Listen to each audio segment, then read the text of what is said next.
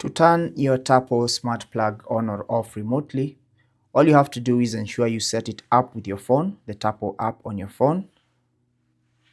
And I've linked a video showing you how to set it up down in the description below, so you can check that out.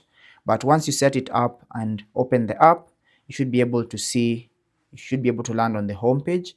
And on the home page, you can tap on this button like that to turn off the smart plug, as you've had that little click to signify that it has worked, it has turned off. To turn it on, simply tap on that again and it's going to turn blue and the smart plug is going to turn on remotely wherever you are.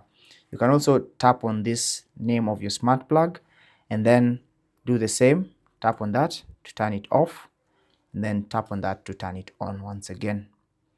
Now, I'm using the Tapo P100 model, but these instructions will apply to any Tapo smart plug. Thanks for watching, take care, and God bless.